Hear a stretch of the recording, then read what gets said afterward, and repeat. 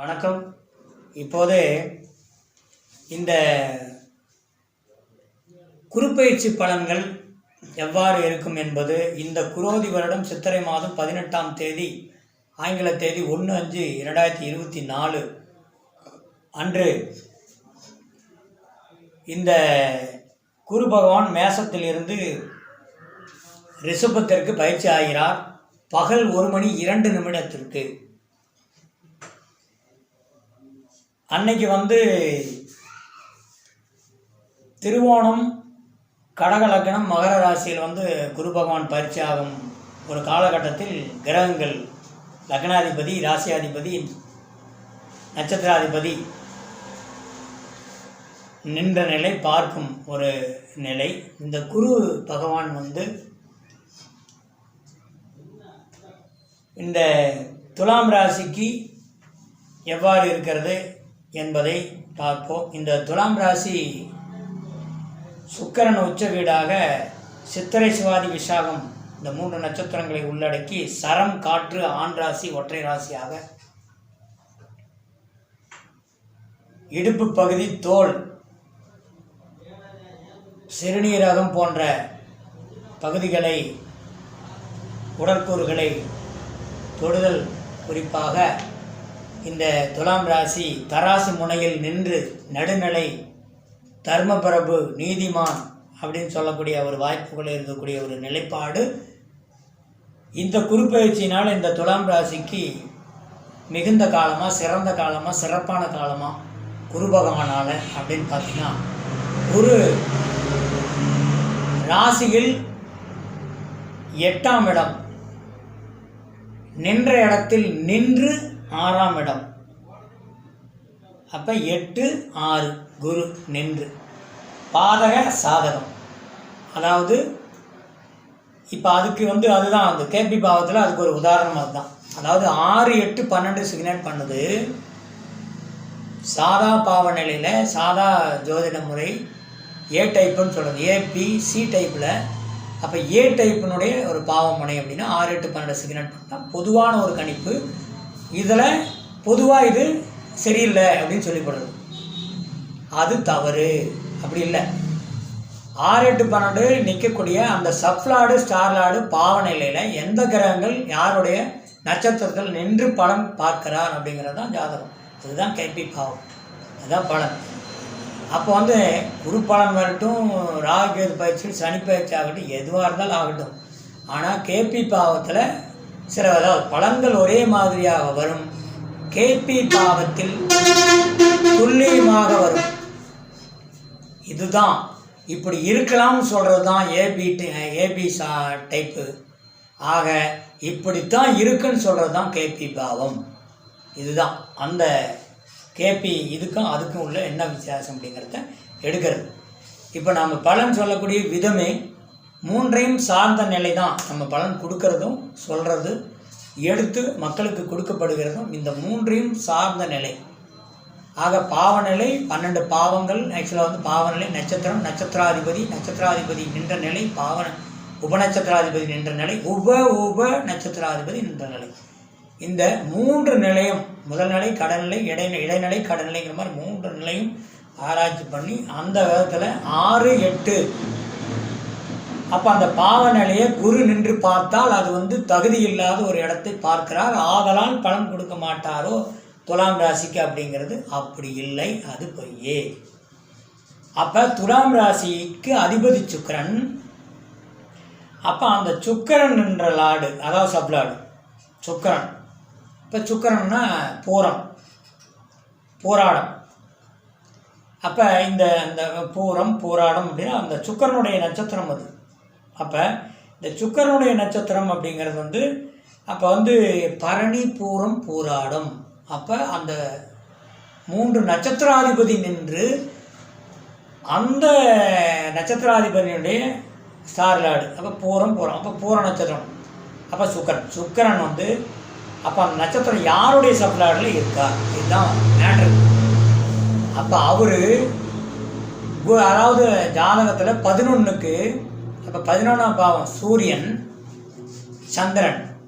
அப்போ இந்த பாவ நிலையும் இந்த திருவோண நட்சத்திரம், பூர நட்சத்திரம் இதுக்குள்ளே அவர் நின்று அதில் உச்சம் பெறுகிறார். சுப பார்வைகளை பார்த்தால் இந்த 6, 8 குரு பாவநிலைகள் வந்து அப்படியே மாறுபடும். அப்போ யாரை பார்க்கணும்?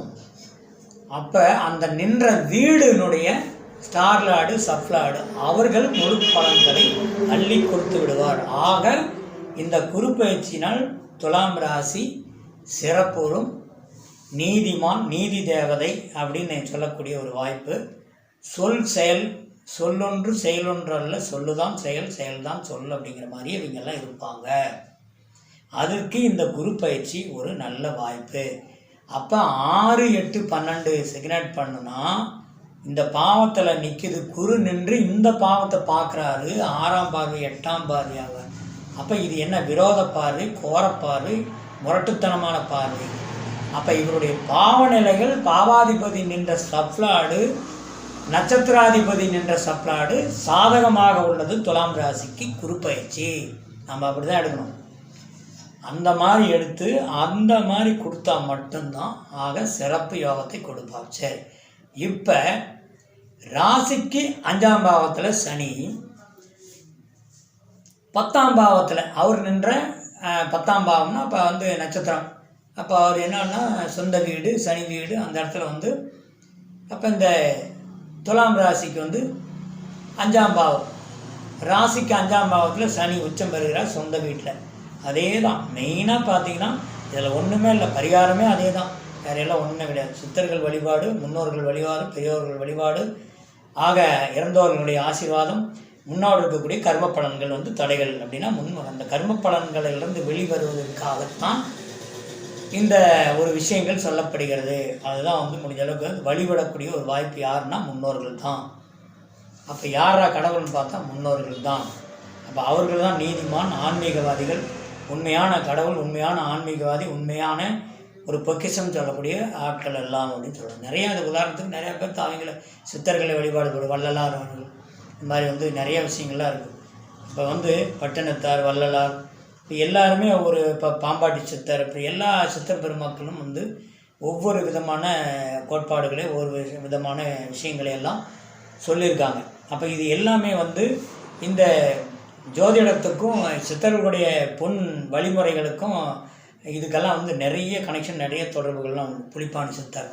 இப்போ இதெல்லாம் வந்து இவங்கெல்லாம் வந்து இந்த ஒரு பொக்கிஷம், நமக்கு கிடைச்ச ஒரு பொக்கிஷம். அவர்களெல்லாம் ஒரு சொல்லிய ஒரு விஷயம் என்னன்னா, முறையாக முன்னோர்களை வழிநடத்துங்கள். ஒருவர் வந்து அப்பா அம்மா பெரியவங்க யாருமே இருக்கும்போது அவர்களை வந்து முறையாக கவனித்தாலே ஒரு பெரிய பொக்கிஷம், கடவுள் அங்கே வழிவிடுவார்னு சொல்கிறாங்க.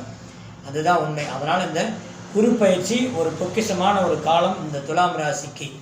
நீங்கள் எவ்வளவு நாள் வந்து எடுத்துக்கிட்டு இருந்தது, இப்போ பாருங்கள் 4ஆம் பாகத்தில் சந்திரன் உட்காந்துருக்கிறது ஒரு பெரிய பயங்கரமான ஒரு விஷயம். நீங்கள் குரு பயிற்சி ஆகும்போது 4ல் சந்திரன், 4னா வீடு கட்டுறது, வசியம் பண்ணுறது. ஒரு விஷயம் வந்து ஒரு விஷயத்தை வந்து ஒரு 108 தரம் வந்து மனதில் நினச்சிக்கிட்டு நீங்கள் வந்து மைண்டில் அப்படி நினச்சிக்கிட்டு இந்த மோதிர விரல் இருக்கு இல்லையா, அதை வந்து இப்போ இருதய ரேகை இருக்கு இல்லையா, அந்த முன்னாடி ஆக்சுவலாக பார்த்தீங்கன்னா இந்த கட்டை விரலைக்கும் கீழே இருக்கிறது இருதய ரேகை. இந்த இருதய ரேகை அப்படியே கொஞ்சம் டச் பண்ணி ஒரு 5 நிமிஷம் பிடிச்சிக்கிட்டு ஆக்சுவலாக வந்து என்ன நினைக்கின்றீர்களோ அந்த முன்னோர்களை, இஷ்ட தெய்வம், அதே மாதிரி அதாவது மாதா பிதா குருதன் செய்யக்கூடிய அந்த இதை வந்து நீங்கள் முறையாக வந்து முறையாக ஒரு விஷயத்துக்காக நீங்கள் அதான் அவர்களை வந்து முன்னோர்களை நீங்கள் வந்து மைண்டில் வந்து வச்சுக்கிட்டு அப்படியே வந்து நீங்கள் ஜெபம் பண்ணால் மைண்டில் வந்து ஒரு விஷயத்தை உள்ளே கொண்டு போனீங்கன்னா அதை அடிக்கடி அந்த மைண்டுக்குள்ளே நீங்கள் கொண்டு போனீங்கன்னா பிரம்ம முகூர்த்தத்தில் விடிய காலையில் ஒரு 3 மணிக்கு மேலே ஒரு 5:30க்குள்ளே இந்த டைமில் வந்து இதை பண்ணி பாருங்கள். முடிஞ்ச அளவுக்கு வந்து என்ன கேட்குறீங்களோ அது கிடைச்சிடும். இது நான் சொல்லலை, ஆக்சுவலாக வந்து முன்னோர்கள், பெரியோர்கள், சித்தர்கள் இவர்களெல்லாம் வந்து சொல்லியிருக்காங்க. அதாவது அந்த உருமாறக்கூடிய ஒரு சித்தை, கூடு விட்டு கூடு பாயக்கூடிய ஒரு வித்தை, இதெல்லாம் அவர்களுக்கு தான் இருந்தது. ஓகேவா? அதனால தான் அவர்களுடைய வழிகளில் வந்து என்ன சொல்லியிருக்காங்கன்னா இதுதான், காக்கை குருவிகளுக்கு உணவளிப்பது புண்ணியம், கர்மாவிலிருந்து விடுபடலாம், பெற்றவர்களை ஆக முடிந்தளவு அவர்கள் இருக்கும்போதே அவர்களுடைய பூர்ண ஆசீர்வாதத்தை வாங்கி கொண்டால் நீங்கள் வாழ்வாங்க வாழப்போகிறீர்கள் என்பது சித்தர் பெருமக்கள் எல்லாம் நிறைய சொல்லியிருக்காங்க. அது மாதிரி தான் இப்போ நம்ம ஒரு பயிற்சி ஆகும்போது இந்த குரு வந்து இது ஒரு ப்ளஸ்ஸிங்காக வருதாங்கிறது மட்டும்தான் பார்க்கணும். கண்டிப்பாக குரு பயிற்சி ஆகுவார், நல்ல ஒரு ப்ளஸ்ஸிங், வீடு கட்டலாம், திருமண வாய்ப்பு, கட்டடம் ஏதாவது பாதியில் நிற்கிது, இப்போ நீங்கள் கட்டிடலாம். மே மாதம், மே ஜூனில் ஸ்டார்ட் பண்ணுங்கள். ஆக வைகாசி மாதம் ரொம்ப சிறப்பான ஒரு யோகம். அதே மாதிரி பார்த்திங்கன்னா திருமண தடை, அதுக்குண்டான ஒரு வாய்ப்பையும் அங்கேயே போய் அவர் உக்காந்துட்டார். இப்போ குரு, சுக்கிரன், சூரியனே எல்லாமே போய் 7ஆம் இடத்துல வந்து அங்கே போய் உட்காந்துட்டார். அப்போ இது என்ன பண்ணான்னா குருவே அப்படியே ரிவேர்ஸில் பின்னாடி அப்படி ஒரு ஓரக்கண்ணில் குரு திரும்பினா போதும், திருமணம் நடந்துடும். அதே மாதிரி சூரியன் உச்சம் பெற்றார். சூரியனுடைய ஸ்டார் லார்டில் போய் அவர் நின்று ஆக ஒரு சுப பார்வை பார்க்குறார். அப்போ என்ன ஆகுதாங்க, நிச்சயமாக அரசு சூரியன் உச்சம், சூரியன் சுபப்பார்வை, உத்திராடம் ஆக்சுவலாக வந்து அதாவது உத்திராடம், உத்திரம். இப்போ இதில் சூரியனுடைய நட்சத்திரம் நின்று அவர் அந்த நட்சத்திராதிபதி உச்சம் பெற்றாலே அரசு அலுவலர்கள், அரசு வேலை, அரசு அதிகார பீடம், ஆக வேலையில் இருப்பவர்கள் வந்து ப்ரமோஷன், அரசு வேலைக்கு முயற்சி செய்பவர்களுக்கு வேலை. இப்போது வந்து கிரையம் பண்ணணும் அப்படின்னா மண்மனை, பூமிக்காரகன் செவ்வாய், சூரியனும் இதெல்லாம் பூமியும் சம்மந்தப்படும். அந்த வாய்ப்பு. அடுத்து சுக்கிரன், வண்டி வாகனம், ஏதாவது புதுசாக பழசை மாற்றி புதுசு வாங்கலாம். இந்த மாதிரி அனுகூலமான ஒரு வாய்ப்பில் வந்து ஒரு ப்ளஸ்ஸிங் பாயிண்ட்டு இந்த குரு பயிற்சி துலாம் ராசிக்கு. சொல்கிறாங்க இல்லையா, நான் நாணயஸ்தேன், நம்பிக்கை நாணயம் அப்படின்னா வந்து பார்த்திங்கன்னா வக்கீல், கோர்ட்டு, ஜட்ஜ்மெண்ட்டு. இப்போ ரொம்ப நாளும் அந்த வழக்கு, பழைய வழக்கு, மண் பிரச்சனை இழுத்துக்கிட்டே கிடக்குதுங்க. இப்போ 1000 1000. இப்போ குரு பார்த்தால் கோடி நன்மை, குரு பார்க்குறாருப்பா. ஆக துலாம் ராசி நேயர்களே, உங்களுக்கு எல்லாம் இப்போது இந்த குரு பயிற்சி ஒரு சிறந்த ஒரு யோக பயிற்சியாக உங்களுக்கு அமையப் போகிறது. ஆக இப்போது தேடுங்கள். இதுவரை தேடியது முன்னேற்றமல்ல, ஏற்றமல்ல, ஏமாற்றங்களை மட்டுமே கொடுத்திருக்கும். இனி வரக்கூடிய இந்த குரு பயிற்சியினால் இந்த குரோதி வருஷம் ஒரு பொக்கிஷமான வருஷம் என்பது தொடப்போகிறது. ஆக இந்த தொடக்கூடிய இந்த காலங்கள் வந்து குரு பார்வையால், ஆக 1.5 வருடம் இல்லை, 2 வருடம் இல்லை, 3 வருடம். அப்போ கிட்டத்தட்ட பார்த்தீங்கன்னா உங்களுக்கு வருஷம் குரு பயிற்சியினுடைய பலன்கள் வந்து பார்க்குறோம். ஆனால் இந்த வருடம் குரு பயிற்சி அப்படிங்கிறது குரு நின்ற இடத்தில் விஷயத்தை வந்து சனி பயிற்சி ஆகிட்டே இருக்குது, 2 வருஷம் போய் வீட்டுக்கு. அதே மாதிரி தான் குரு பயிற்சி ஆகி எந்தெந்த வீட்டில் போய் நிற்கிறார் அப்படிங்கிறது ஒரு விஷயம் இருக்கும். அப்போ அதே வந்து மேஷத்தில் அவர் நிற்கும்போது கொஞ்சம் கோபமாக இருப்பார். அதே வந்து ரிஷபத்தில் வந்து குரு இருக்கும்போது கொஞ்சம் சந்தோஷமாக ஹாப்பியாக இருப்பார், வசியம் பண்ணுவார், இழுப்பார், நடக்க காரியம் எல்லாம் வசியமாகும். அதே மாதிரி லவ் மேரேஜ், அதே மாதிரி வந்து ஈர்ப்பு, நினைத்தவர் கிடைப்பார். அதாவது உங்களுடைய சிந்தனை கணத்தில் நினைப்பவர் நினைத்தவர் கிடைப்பார், கணப்பொழிகள் கூட கிடைத்து விடுவார். அதுக்குண்டான முயற்சி எல்லாம் செய்தால் இந்த குரு பயிற்சியால் துலாம் ராசி அன்பர்களுக்கு, ஆக இந்த குரு பயிற்சி ஒரு நல்ல காலகட்டங்களை நோக்கி பயணம் செய்ய உங்களை வந்து அழைத்து செல்ல போகிறது. ஆக இந்த குரு பயிற்சியினுடைய காலம் துலாம் ராசி அன்பர்களுக்கு ஒரு பொற்காலம் என்று சொல்லிக்கொள்கிறேன். மீண்டும் ஒரு நல்ல தகவல்களோடு உங்களை சந்திக்க வருகிறேன். நன்றி, வாழ்க வளமுடன்.